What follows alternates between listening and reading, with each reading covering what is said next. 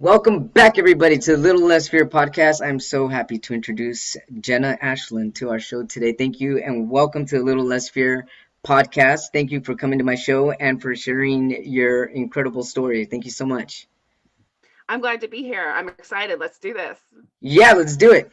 So, there's this awesome quote by you that I read on the podcast site where we connected, and it says that you would like to start a global conversation about abuse of both men and women in hopes of sparking change. Is that correct? Oh, absolutely. So what kind of change would you like to see, and what got you involved with this topic in the first place? Well, I've been through a tremendous amount of abuse starting from the time I was 4 years old until I was about 12, and I had a little break. And then that continued through like several failed marriages and everything because I kind of learned some really bad habits and those are really hard to break. And so I wrote a couple books, and then after my most recent experience, which was really traumatic and about a decade long with relationship, sexual coercion, manipulation, and rape, which people don't think marital rape exists, but it very much does. I ended up helping the girl after me escape.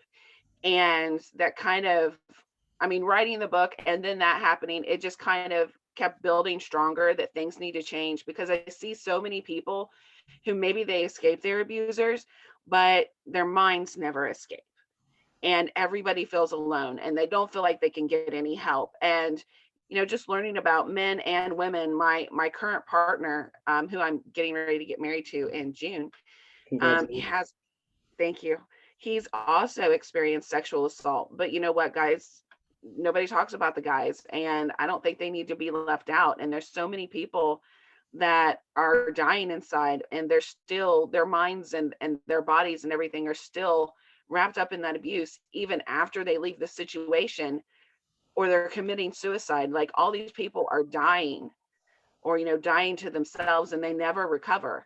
And I think that that can be different. I think that people need to talk and let out the real stuff instead of saying, all of these statistics and everything, which are outrageous, how much sexual assault there really is. But that's all we're saying is, oh, it happens to everyone. And nobody's really getting in deep to what's really going on. And that needs to stop if Why we're do you think going that to is? expect. Why do you think so many people are not like diving deep into it? I mean, the stuff that I recently saw, I think there was a Netflix documentary I saw that was finally released about a woman that came out about when she was a Catholic school girl. Did you see that one? And how like the priests had molested her and stuff, and then it took her coming out to like a lot of other women or young, well now they're women, but at the time they were young girls, like finally coming out. It's like, what? I mean, I mean, it could be religion in that case, but why do you think, aside from religion, why are so many other people still so closed and not willing to share and talk about this stuff? Is it fear? It is fear, it is shame, it is backlash. There's a lot of really bad consequences that have happened in the past. And it's just sad and it's ridiculous because if you step forward, you're afraid of everything, because there's this silent and not so silent thing where it's like, well, she was asking for it, oh, she must be a total slut. And the same thing goes for guys. Oh, a guy assaulted him, well, he probably wanted it. How in the world is that even possible? All of those things that are not truth is, I mean, the whole thing is surrounded by lies and people don't talk about it. They don't get in depth. They just are afraid to talk about it, or they're uncomfortable, or they're triggered by it. And being triggered is not a bad thing. It just shows you that there's a spot where you need to heal, and you're not going to heal if you don't recognize that you have those emotions and those feelings. And I've talked to a lot of mental health professionals, and they're all agreeing with me, which is pretty awesome, by the way. Whenever people that know what they're talking about agree with you, because I had to face it. I had to really dive deep, man. I mean, it's not an easy journey, but it's worth it on the other side. Unless you want to stay, chained up in bondage and of your mind and everything, then you need to speak out and not be afraid to. And the more people that speak out, And the more people that hear these stories, it's going to open up more and more, and that's when healing can start to happen, because right now there's no consequences for these people that commit sexual assault. And I Right. think it's really important to say that men and women both commit sexual assault. It's not just men doing it. Yes, absolutely. I like how you said bondage, you need to be free of bondage of your own mind. That's pretty powerful statement right there. Could It's you very tell us a true. little bit more about that? Bondage of your own mind? Whenever you go through any kind of trauma, and it's not limited to domestic violence and sexual assault, I mean any kind, you may not be in that situation anymore, but you get to the point where you're afraid of situations, you're afraid of people of the opposite sex or whatever your abuser may have been.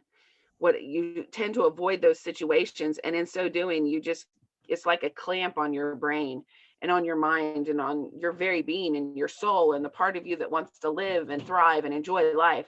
That clamp just keeps getting tighter and tighter and tighter and tighter, to where you could get into a situation where you're afraid to leave your bedroom, you're afraid to leave your home, you're afraid to leave your town, you're afraid to do anything. And I mean, who wants to live like that? But Right. that's what we're doing to ourselves because we're afraid to talk about it. Oh yeah, yeah, definitely. You know, I actually had a memory while we were talking about this. But I'm trans man. I used to be female for the first 34 years of my life, and I had some pretty bad experiences as a female.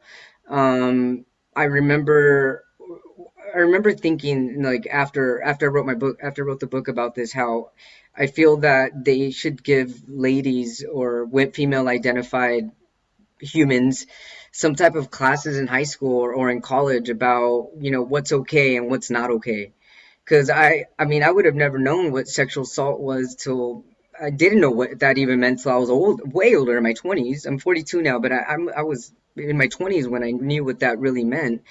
And I feel that if we're given some of these survival skills, outside survival skills, that there'll be even less of this type of trauma because we'll be able to prevent it by having some mental control over it. Like I remember being 18 and this 46-year-old man like just lying to me about his age and that he was divorced when he was married, and he was like 15 years younger. What do you know at 18, And it was just a really inappropriate situation thing that I went through. And had I known like like if someone talks to you like this or they flirt with you, this means this could possibly mean this. This isn't because you're just cute and that's it. I mean, there's it can go further and it can go further. And I feel like these skills aren't taught. I mean, is it just me or are these skills not taught maybe back in the 80s and 90s? I mean, what's it like now? Oh, I know those skills aren't being taught. I mean, I have three teenagers at home and like a bunch of other teenagers that are constantly in the house, and they don't know these things. I mean, No, they they they don't. really don't. I mean, my kids do, but but they've seen me go through so much. It's ridiculous. But whenever you're in a situation where someone has power over you, or say you're Yeah. like date rape, that's like a really good example of that. Like Yeah. you're in a car with someone, you don't want to do something, but you feel trapped and you don't really have a choice. Yeah. I mean, that's the way it is. I Uh-huh. mean, it really is. I mean, if you don't really feel like you have a choice and you feel like you're in bondage and it's not safe to say no, then that's still sexual assault, and I sexual can't assault tell can be you. so many things. And like, I No. know it's a minefield, but it really does come down to being able to respect each other and having the knowledge and being empathetic of other people's feelings. If you have that, then it's not a minefield at all. Yeah. I can't even tell you the so many times when I was female identified that I put myself, or I see there's that victim voice, right? I put myself in that situation, but I didn't know that. I mean, I always felt like, okay, if a dude is gonna do this, then you have to give in because you put yourself in that situation. It was Well, like, yeah, because I mean, yeah, what else could happen if you say no? Because it's like, is he gonna beat me? Am I gonna be left on the side of the road? yeah, There's but like these all things were these taught, thoughts. And I mean, even if they wouldn't necessarily do that, you don't know. right? Or, I'm gonna fail this class, or they're gonna say that, I'm some kind of prude or something like that.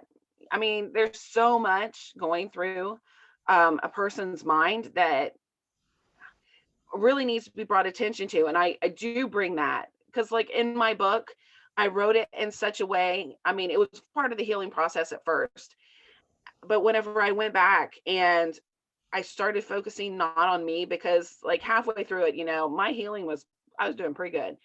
I mean, it's still not perfect and it never will be, but in that healing process, it became like about everybody else. And I really wanted to help. So my thought processes and stuff and what I was thinking in those moments are very clear and they're very much there. So a man or a woman, anybody can read this book and have a better understanding. And that's how it's really going to help open up Yes. conversations, because it's real. It's not just smacking a label on it. It's not just pushing it under the rug. It is in your face. This is what was happening. This is how I felt. This is how people feel. It's not just me. It happens to men, it happens to women, it happens to everyone, but we don't want to talk about it. And until we really dive deep and really recognize what's really going on, then there's not going to be change. What is really going on? What's really going on is we're not empathetic to each other and we're after what we want and we don't care about the other people around us. I see that. I see it. So what other types of conversations can we have to like spark this change? I think being open and honest, talking about the mindset, learning how to empathize with one another, and realizing that it is not the victim's fault.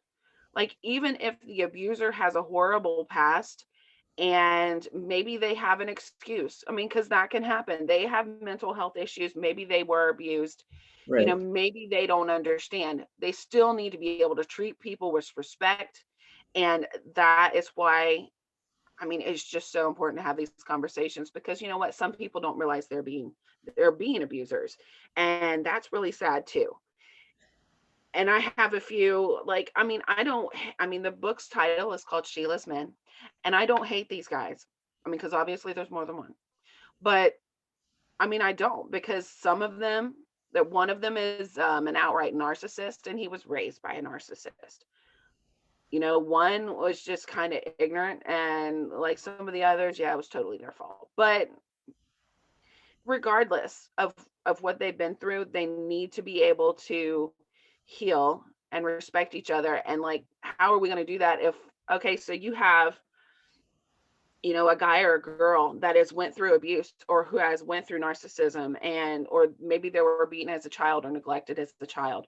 There are mental health consequences to those things that could make them abusers in the future. But if you open up these conversations and be honest with people and people learn to respect each Yeah, we can other. actually stop that cycle. Exactly. And that's part of ancestral healing as well, right? Yes, it can be. That's really fascinating. So then we need more mental health practitioners in this specific field. Do you think that? Or just I do, but I people think just start talking about it? Just bring it I up more think people often. just need to start talking about it, because mental health professionals are already busy. Yeah, And I mean, I have the utmost respect for them, but I know that they can only do so much. right, And that's why I've been kind of almost preaching, in different podcasts and online, that being triggered is not a bad thing. You get in that emotional place, you need to start writing stuff out. right. Whenever you're, Hmm. I mean, write it out. Just be honest. Is even if it sounds like complete and total nonsense, even if it's I hate myself, I hate what I've been through. Things will start coming. And then whenever you're not in emotional crisis, because that only lasts for so long, go back and kind of start seeing it, and you'll start to see your own patterns. And there's no way to do that if you're not writing it out, or if you're not a writer and you don't like to do that, hit the record button on Hmm. your phone and start going back to these things. And that is a great tool to take to your mental health professional or your trusted support person, that because they can only help you so much with limited information. Right, right. That's so true. So what kind of change would you like to see? I'd like to see all of this stop, or at least slow down. I'd like the shame spirals to stop. I'd like people to start caring about each other, and that's not just with, sexual assault and domestic violence. I think that these opening up this conversation, this is just some little thing that I could do, but it can get a lot bigger, because if we can open up this conversation and people can be empathetic towards one another, that may start with the sexual assault victims and domestic violence victims, to where they can become survivors. But that's not going to stay in that one little spot. Right. That's going to go into minorities. That's going to go into your Black community, your LGBTQ. That's going to do a lot more because it's a character change. It's stopping the cycle. It's opening up and hearing people's stories. Because until we do that, we're going to still hate each other and have these pre-existing ideas that aren't true. And I think what this world needs now more than anything is to understand each other and have an empathetic heart, How can we be more empathetic? care more about our care about something other than ourselves.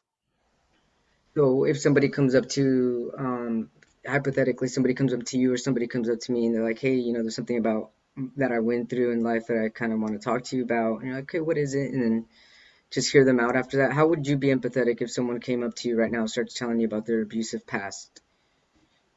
That is something that I actually have been doing a lot of. I listen, and I mean that's the first thing you have to do. You don't always have to solve a problem.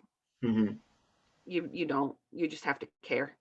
Yeah, Just listen and care. Give them a hug. right. If you have resources or things, even if it's something as simple as, I heard this girl on a podcast. She wrote a book. Maybe look her up. Maybe she has some ideas. Maybe you can find some resources there. Or I heard about this Facebook group, or I heard about this show on Netflix. Whatever it is, you don't have to offer solutions. You don't have to be smart. You don't have to know anything. Just love them as they are. Absolutely. I'm really glad you're bringing awareness into this because it's like not like you said, not that many people talk about it, and it kind of just puts that whole shame curtain over, like just kind of write it out, and it makes me realize that I've got trauma too from my past, and that I should talk about it because I'm sure it comes up in one way or another in my relationships, and it's just thanks for bringing that part up. That's part of healing, and it's a beautiful journey actually once you start getting into that healing journey. How do you get into that healing journey? How did you get into it? Um, like which part? My own healing Yeah, or how did your own healing start? oh, I just didn't want to stay where I was. I don't. I mean, that sounds really simplistic, but it just got to the point where I was very suicidal. I was fantasizing about going over guardrails and stuff like that, and or putting my car into the river because I didn't see a way out. And I had three beautiful kids at home and all these talents, and I knew that's not who I was. And it was kind of the realization that I didn't want to die. I just didn't want to continue the life I was living. And there's a really big difference there. And so it was just basically digging deep. And like I started by just writing out what are some things that I really want to do. If I get out of this relationship, who am I? What is something that I'd love to do and what do I miss doing? And it just started out simple like that. And then I started where I worked, they had a text line where you could text in and talk to a mental health professional. And I started doing that literally every day. I started journaling every time that I got upset about something, and that was every day. And just kind of going back, and I started doing research and Googling things and buying books on psychology. And I just refused to go down without a fight because I knew I was worth more than that. Yes. So what did you discover within that time when you were finally writing stuff out and being like, you know what, who am I? What do I want to do? What did you discover within that time? That I was a lot different than the life I was leading because I I I went from being someone who just worked like 60 hours a week and was managing a jewelry store to someone who was vibrant and living life and creative again. And that was like one of the things that I had to really fight to get back because I was around around someone who is my fiance actually, and he just sat down randomly and was like drawing a picture, and like it was really good.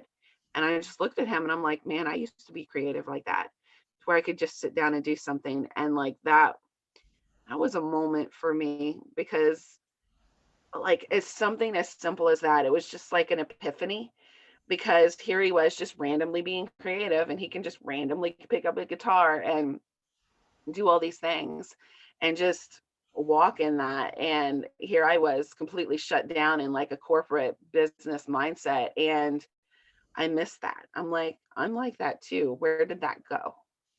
You were You like know, in it's robot mode, and then you were able to kind of come back down to your true self spirit and realize that that element was missing.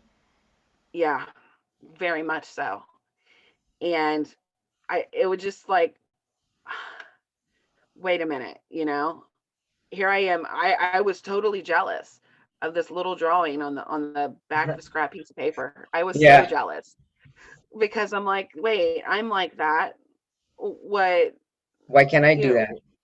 know, yeah, it's like I used to write poetry and like random thoughts that were like really great. And people used to think that like, I mean, they in like school, they were like, oh man, she might be a child prodigy with writing and stuff. If you see her stuff, and I'm like, I don't like to say that a lot because it makes me sound like puffed up because I'm not really like that. But I felt like so disappointed in myself, like in that moment. And I'm like, I'm not going to let this go. I need to get back to that because that's who I am, Hmm.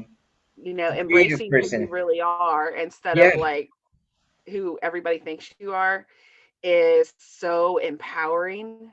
And like there were like little things like that that were along the way that kind of just kept boosting. And then I started writing and They're kind of like green flags, um huh?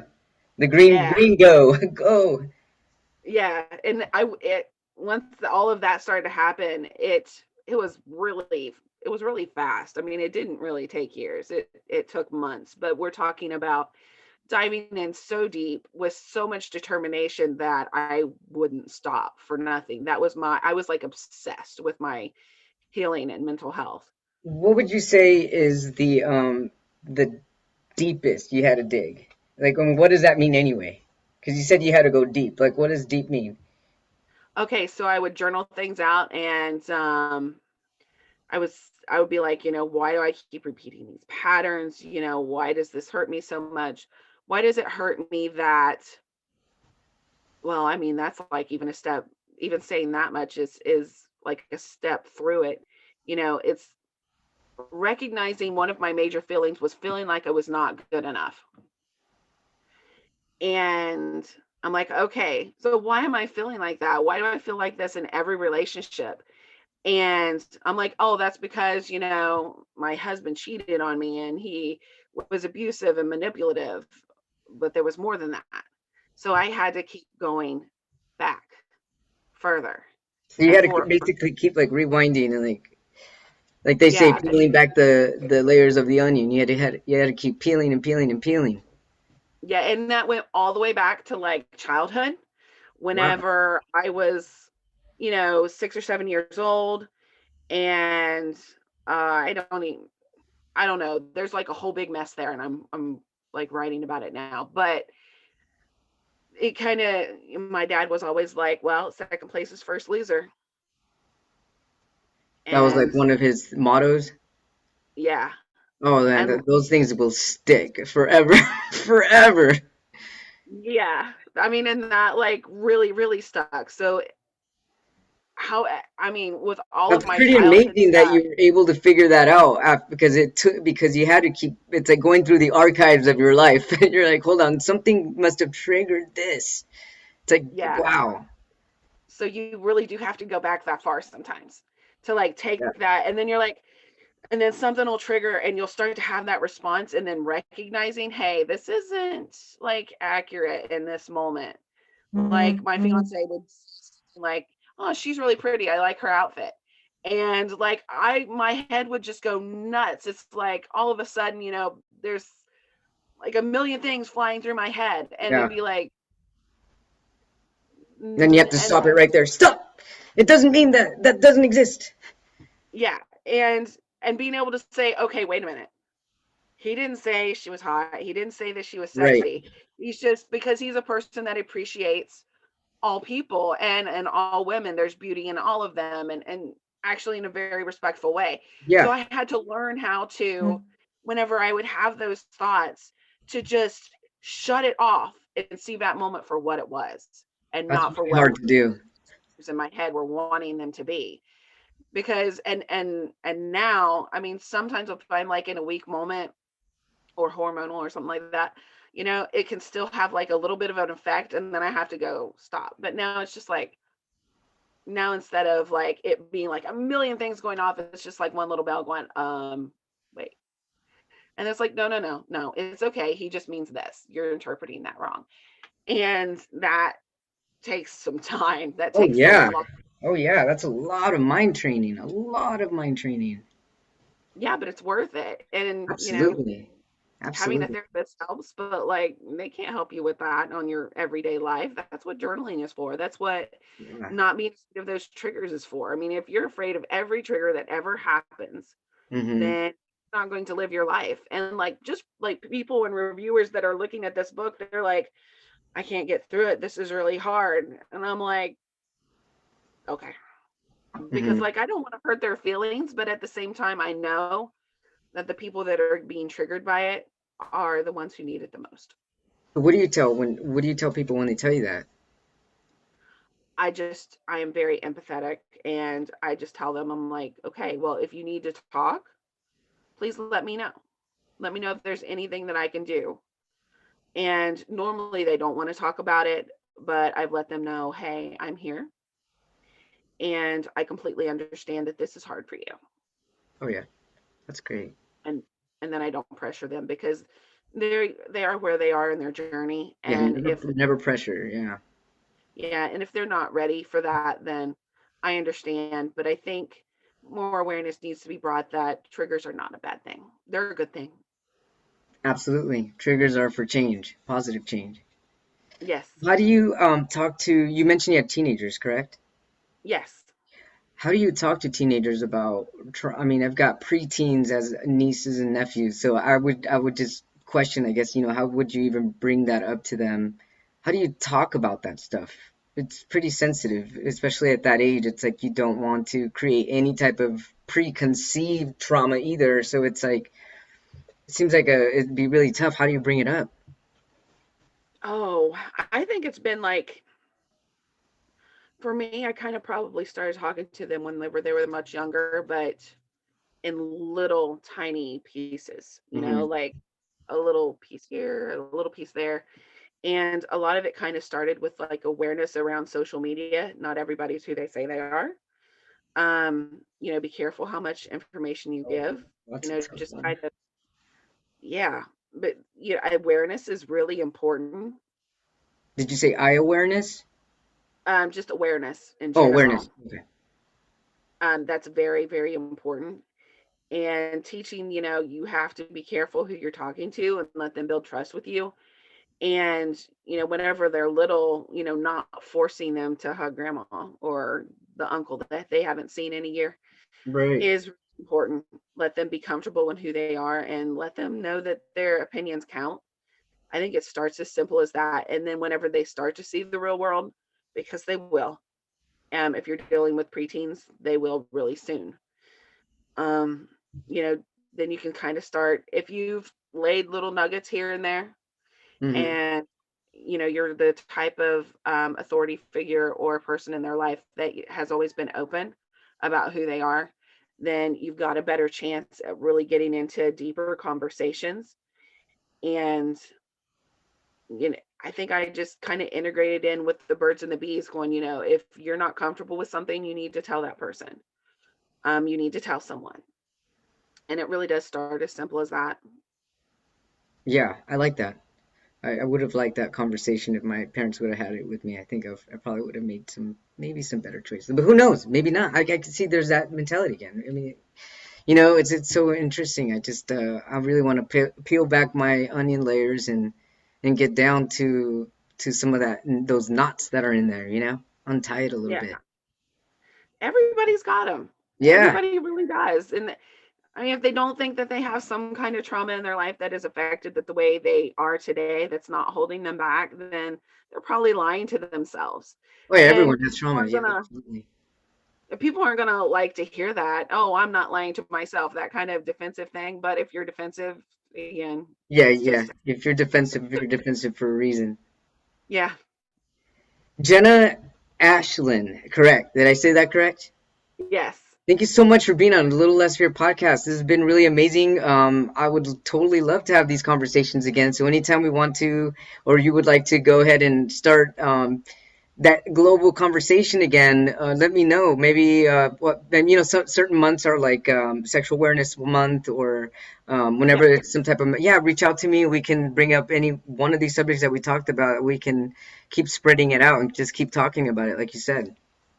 All right. Well, the more we talk, the more chances more people will hear it, and then they'll talk about it, and then they'll talk about it. But I definitely want to encourage people to go out and buy my book. I actually have two out. One of them dealing with whenever I lost my husband at 30 years old, and there was a lot of trauma and conflict around that.